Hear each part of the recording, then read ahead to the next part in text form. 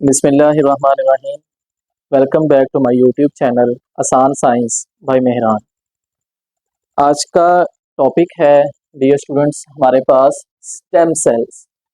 Stem cells को हम ऐसे भी कह सकते हैं कि ये वो सेल्स हैं जो कि हमारी बॉडी को बना रहे होते हैं। सारी की सारी जो बॉडी है वो इनसे ही मिलकर बनी होती है। तो सेक्सुअली रिप्रोडक्शन के नतीजे में जो सबसे पहला सेल हमारे पास बनता है, इस सेल को हम क्या नाम देते हैं? जाइगोट का नाम देते हैं। तो ये जो हमारे पास इधर मैंने एक सेल बनाया हुआ है, इसको हम क्या नाम देते हैं? जाइगोट। अच्छा, अब ये जो जाइगोट सेल होगा, यहाँ पर हम इसको एक नाम और भी देंगे, हम इसे कहेंगे अनस्पेशलाइज्ड सेल्स। इसको हम कहते हैं अनस्पेशलाइज्ड ये सेल है। अभी जैसे जैसे ये इसके अंदर डिवीजन होगी, इससे आगे मुख्तलिफ तरह के सेल्स बनने हैं। या आप ऐसे भी कह सकते हैं शुरू में सिर्फ ये एक वाहिद सेल होता है जिसके अंदर डिवीजन होनी है और आगे आपकी डिफरेंट बॉडी के पार्ट्स, डिफरेंट ऑर्गन्स ने बनना है।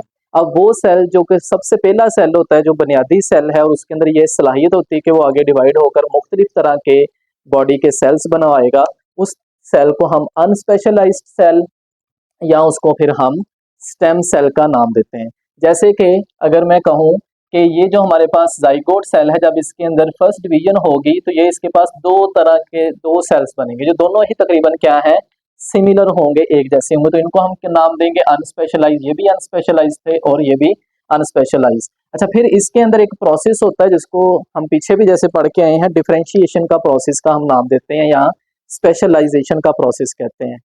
तो जैसे जैसे स्पेशलाइजेशन होती जाएगी, आपके पास डिफरेंट तरह के सेल्स बनते जाएंगे, और वो जो डिफरेंट तरह के सेल्स हैं उन्होंने आगे चल के आपकी बॉडी के डिफरेंट ऑर्गन्स को और आपके डिफरेंट बॉडी पार्ट्स को बनाना है। जैसे कि हम कहें कि ये जो हमारे पास अनस्पेशलाइज्ड सेल्स हैं, इन्हीं ने आगे इनके अंदर डिफरेंशिएशन या स्पेशलाइजेशन का प्रोसेस होगा, और इससे ही हमारी क्या बनेगी?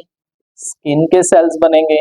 इससे ही हमारे पास एपिथेलियम हमारी बनेगी। फिर इसी के अंदर हमारे पास डिफरेंशिएशन का या स्पेशलाइजेशन का प्रोसेस होगा, तो हमारे पास ब्लड सेल्स बनेंगे। फिर इसी तरह से इसके अंदर ही स्पेशलाइजेशन होगी तो हमारे पास गैमेट्स बनेंगे। तो गोया जितने भी डिफरेंट तरह के हमारे पास सेल्स आगे बनेंगे, वो सारे कहाँ से बनने हैं? जाइगोट से, या जिसे हम अनस्पेशलाइज्ड सेल कह रहे होते हैं। तो जैसे जैसे डेवलपमेंट का प्रोसेस चलता रहता है एक ऑर्गेनिजम्स के अंदर, तो उसके अंदर डिफरेंट ऑर्गन्स बनते रहते हैं। अच्छा, अब ये जो स्टेम सेल्स हैं, इंसान चाहे जितना मर्जी बड़ा हो जाए या कोई भी ऑर्गेनिज्म जितना मर्जी मेच्योर हो जाए, तो ये उसके अंदर हमेशा मौजूद रहेंगे, क्योंकि वक्त के साथ साथ आपकी बॉडी के अंदर बहुत सारी रिपेयरिंग डैमेज जो है वो वक्त के साथ साथ चलते रहते हैं। तो वो ये अपना काम करता रहेगा स्टेम सेल, क्योंकि ये डिवाइड होगा, जो सेल चाहिए होंगे वैसे सेल ये बना देगा। अब ये हमारे बॉडी के मुख्तलिफ जगहों पर मौजूद होता है, तो इसकी कुछ एग्जाम्पल्स हैं जो कि आपकी बुक में दी हैं। जैसे हमारे पास जो स्किन के अंदर स्टेम सेल्स होते हैं, इनका काम ये होता है, जैसे कोई हमारी स्किन के अंदर कोई वाउंड बन जाए, जैसे हमें कोई जख्म आ जाए, तो उसकी हीलिंग कौन करवाएगा? या हीलिंग प्रोसेस के दौरान जो न्यू सेल्स बनाने, क्योंकि स्किन एक दफ़ा ख़त्म हो जाएगी, जहाँ पर भी हमारे जैसे कोई जख्म है या कोई कट लगता है, तो वहाँ से कई दफ़ा स्किन उतर जाती है। तो जब स्किन उतर जाएगी, उसको दोबारा से पहले जैसी स्किन नीचे से आने के लिए थोड़ा सा टाइम लगता है। अब वो जो नई स्किन बना रहा है वो कौन बनवाएगा? हमारे पास स्टेम सेल, क्योंकि उसके पास वो सारी इंफॉर्मेशन होगी। इसी तरह से जो हमारा लिवर है, इसके अंदर जो स्टेम सेल मौजूद होते हैं, इनके अंदर ये सलाहियत होती है कि ये रिपेयर कर सकते हैं। इस चीज़ को रिपेयर कर सकते हैं आफ्टर डैमेज। जैसे कोई भी डैमेज है आपके ख़ास तौर पर लिवर के अंदर, तो उसको रिपेयर करने के लिए हमारे पास स्टेम सेल्स मौजूद हैं। बिल्कुल सेम वैसे का वैसे ही लिवर न्यू हमारे पास या नए सेल्स उसके प्रोड्यूस कर देंगे। फिर इसी तरह से हमारे पास बोन मैरो है। बोन मैरो मोस्टली ये हमारी बोन्स के अंदर मौजूद है। ये मैंने इधर से डॉटर लाइन के साथ इसको शो भी यहाँ पर किया हुआ है।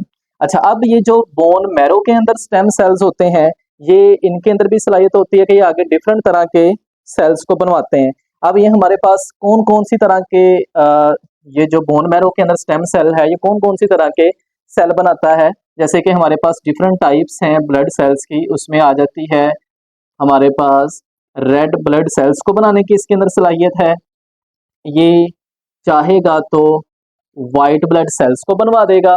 इसी तरह से ये अगर चाहेगा तो स्टेम सेल्स प्लेटलेट्स को भी बनवा देंगे। अब ये हमारे पास तीनों तरह डिफरेंट तरह के सेल जो ब्लड सेल जिनको हम बोलते हैं red blood cell, white blood cells and platelets.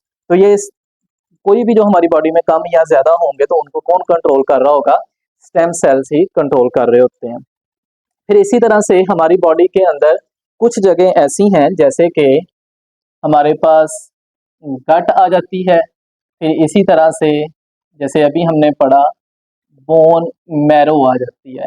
इन जगहों पर जो स्टेम सेल्स हैं वो रेगुलर डिवाइड हो रहे होते हैं, मुसलसल डिवाइड हुई जा रहे होते हैं। अब क्यों ये डिवाइड हो रहे होते हैं, क्योंकि गट के अंदर और बोन मैरो के अंदर मुसलसल दो काम चल रहे होते हैं। एक रिपेयर का काम चल रहा होता है और दूसरा इनके अंदर मेंटेनेंस का काम चल रहा होता है।